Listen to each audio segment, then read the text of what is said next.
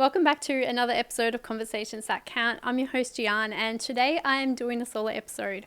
I haven't released a episode for a couple of weeks and thought I would come on and do a solo one to give you a little bit of an update. I feel like there's been lots of things happening in the background. And thought I'd just come on. So this episode I'm going to be talking about grief, identities, stepping into new versions of yourself, closing of chapters. I feel like it's a very big and topical podcast. So yeah, hopefully this resonates with you as well. Where to even begin? So the past couple of months have definitely been big.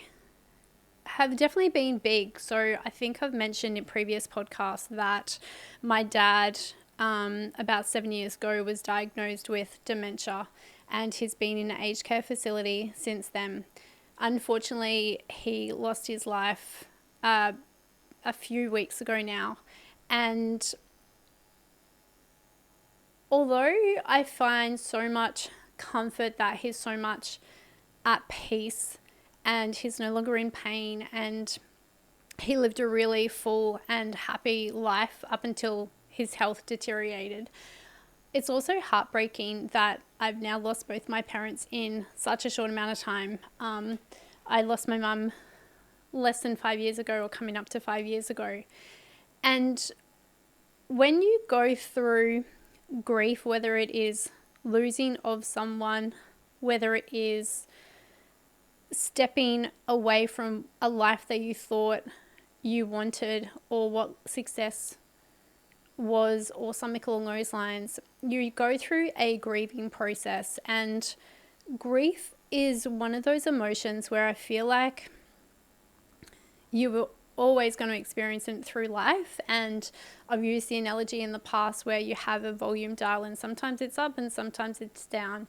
And I feel like it's such a shedding as well. And with any grieving process or death, there is an opportunity for a reset and rebirth. And that's what I feel like the last few weeks have been for me as well. I'm not going to touch too much on my dad, as I feel like it's still quite raw. And there's probably two things that I will kind of mention though. And one of those is, like, my brother and sister and I, we all wrote the eulogy to speak at my dad's funeral. And when we were going through that and we were reflecting on my dad's life, he is someone that lived a million lives and someone that lived a very full life. Like, he didn't even finish like primary school. He left school to help around the sheep station that his family were working on, and then later on in life he went back to study to become an accountant, and then he built a career in government, built bridges and roads and things like that all over Queensland and pretty much Australia. And in that time he's had businesses that both worked and failed, and he's always been a man that has been so hands-on and always doing something, always building something. Like the amount of things that he had built around our house, he was such a hands-on man.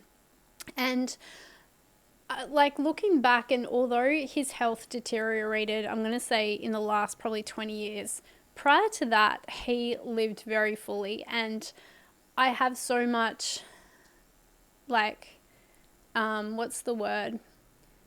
comfort in that, knowing that he did live. And yes, he wanted to still do so much more until his body was no longer able. However, he lived a really full life. And then the other thing I wanted to touch on is that my dad, when he went into an aged care facility, it was because our family couldn't provide him the level of care that he needed. And he was in the best spot for him where he had that 24/7 care. And over the years, I've watched his health decline even further. And every time I go in, I always made a point. I'm going to get emotional even just thinking about this. always made a point to say goodbye because never knew when I was going to see him again or if that was the last time.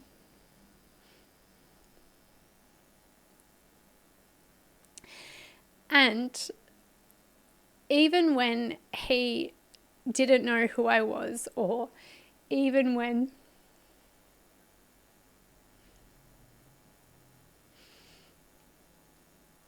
I'd go in there and he wasn't too sure who I was, or he was sleeping and, you know, a little bit lost in what was going on around him, every time before I left, I would make a point to wake him up and I would always say, I love you.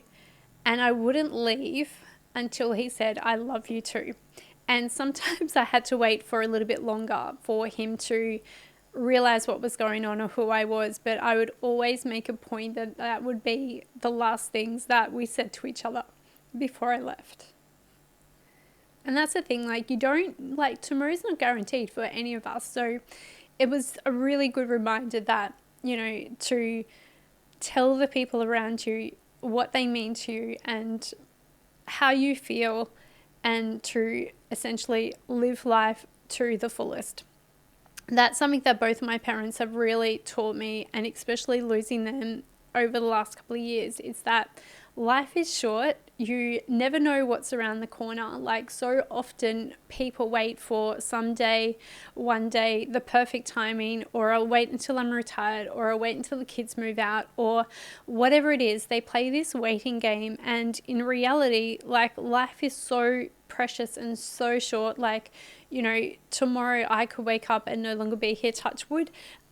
However, we just don't know what's around the corner. So it's like, how do you bring more purpose into every single moment, and how do you make sure that every single day you're living a life that feels aligned to you, rather than waiting for the weekend or holidays or whatever it might be. So if there's a message that you get out of this podcast episode, please let it be that, is that ask yourself, am I living a life that truly lights me up and is fully aligned to the person I want to be? And if not, what changes do you need to make? Who is the person you so deeply desire to be? And how can you step more into that version of you? Because at the end of the day, I want to make sure that people live a life that feels full and fulfillment and they're happy, rather than a life of regret, rather than going, I wish I did that, and just live whatever that means to them as well. Someone has asked me, like, recently, like, how I was handling grief and the passing of my dad. And to be honest, I actually feel okay about it all. When Mum passed away, it was such a shock. It was such a shock that, looking back now, I unintentionally isolated myself and I went into a bit of a dark hole. And that's when my stress and anxiety kind of came out, because I didn't really process grief or her passing, and I didn't know how to ask for support or help, or even say it to my friends and my family, although I knew that they were there to support me in any way that they needed to. And I kept pushing it through, kept showing up for work. I kept doing all the things because I was like, oh, maybe that's how I can overcome this. And looking back, like, that was a catalyst for my change, because since then, if you've listened to previous, like, earlier episodes of the podcast, that then led into breath work, that then led into NLP, that then led into me going through, like, a really deep inner healing journey because of that.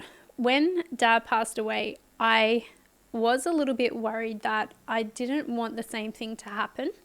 And so what I did was I actually let people know, and I didn't need anything or anything along those lines. Like, I feel like it was something I had to move through myself. However, knowing people were thinking about me in that moment, that is all I needed. Like, the messages I received to say, hey, sending you love, sending you a hug, that meant the world to me, and that has definitely helped me get through as well.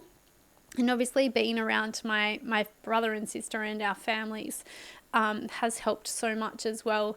And also knowing now how to listen to my body.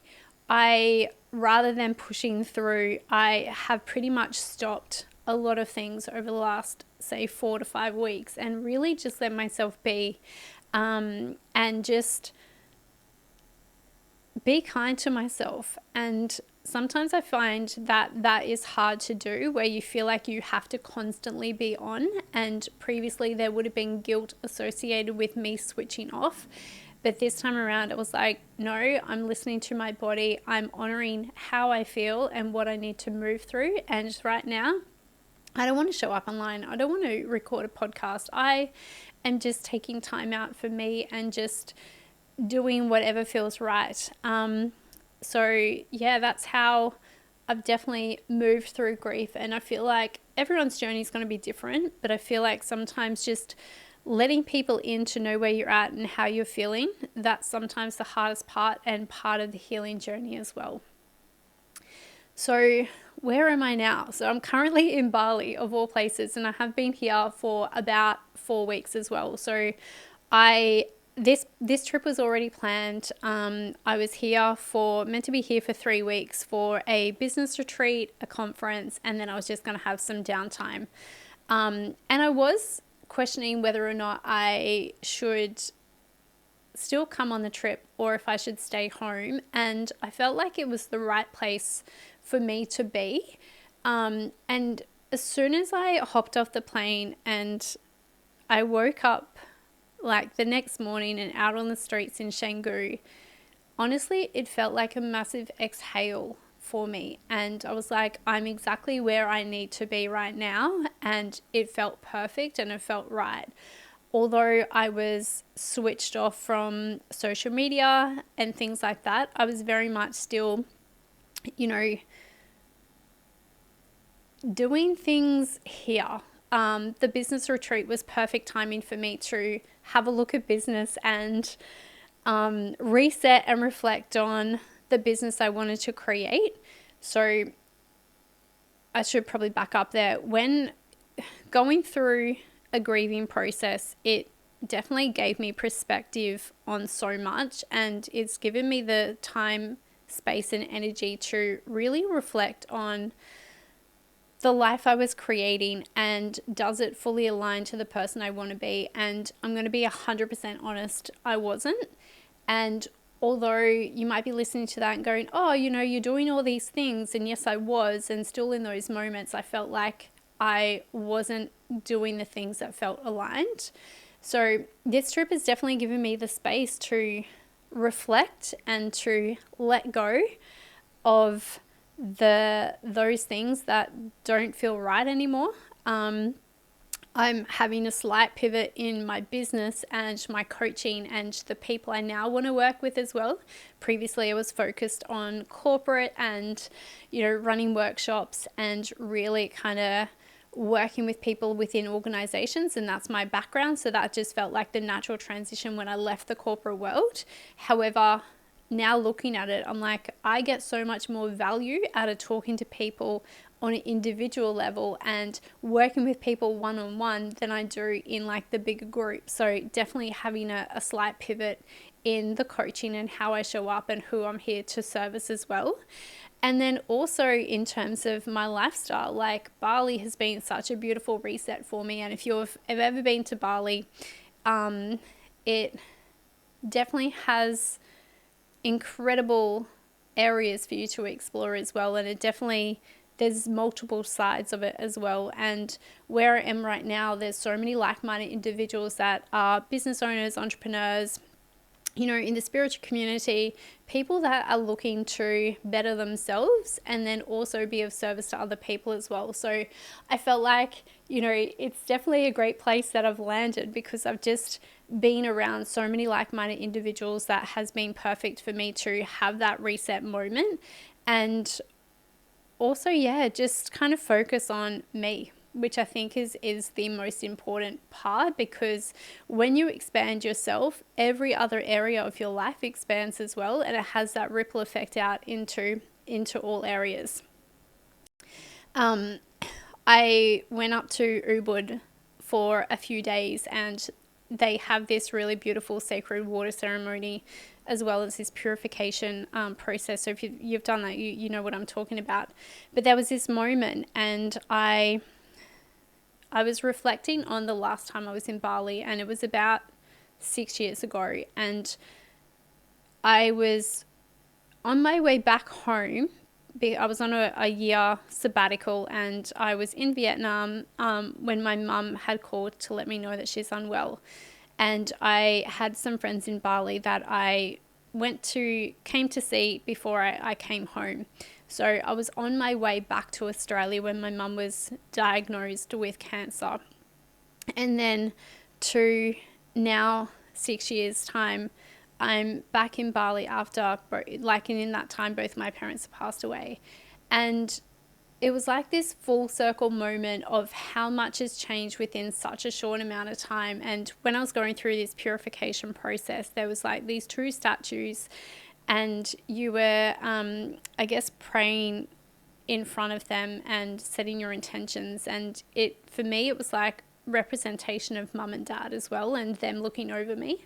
So it was like this really beautiful full circle moment and closure of that part of life. And, then me stepping into the person I now want to be, and the chapter I now get to choose and get to create as well. And I feel like sometimes when you do go through such change, it gives you the opportunity to press a reset and to look at all areas of your life and going, okay, what do I need to change here?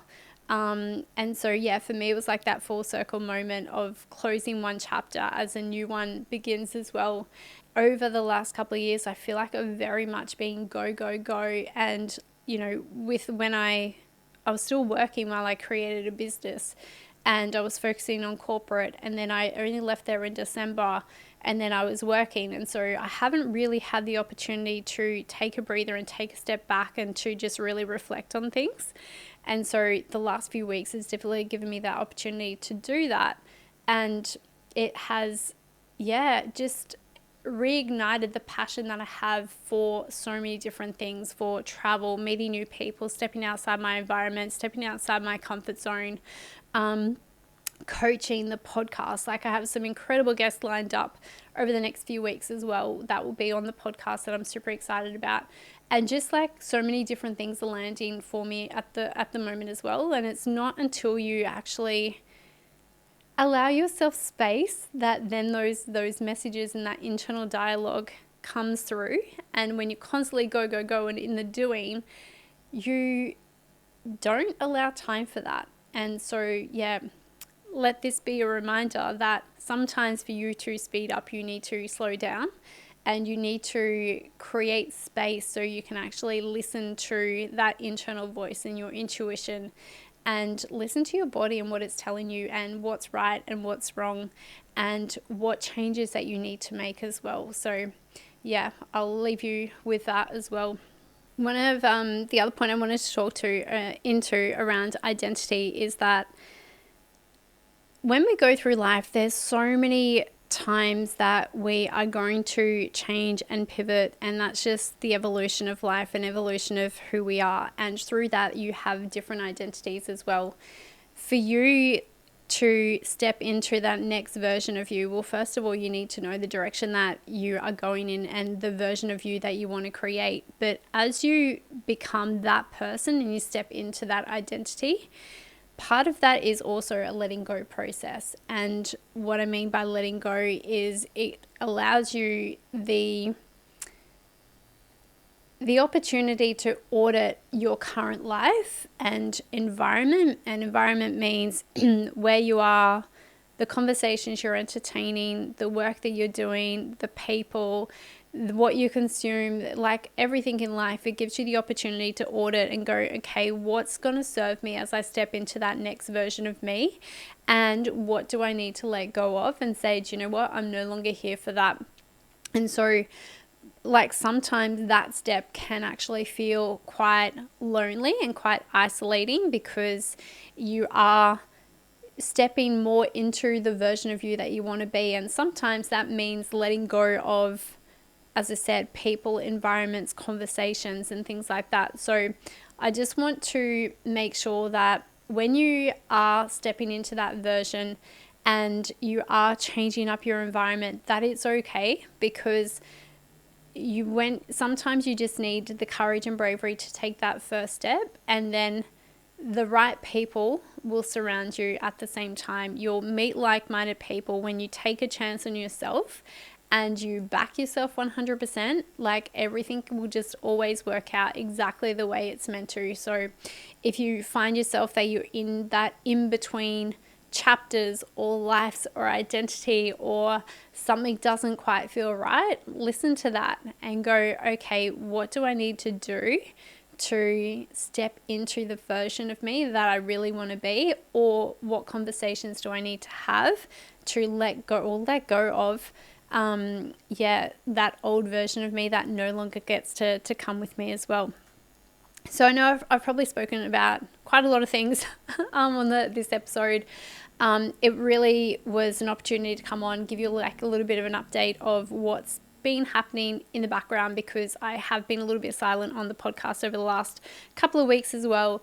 And yeah, I was just allowing myself and honoring myself during that time as well. But I feel really great. It's the most grounded I've felt in such a long time.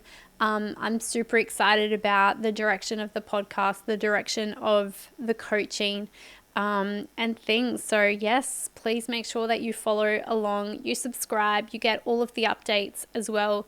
And I will, if you're in Brisbane or the Gold Coast, I am looking to create like an in-person event, hopefully before the end of the year as well. So make sure that you stay tuned for that as well, because I'd love you to come along, and that will all be around, nervous system and, making sure that you're set up for 2026, which is really crazy that that's only 3 months away, right?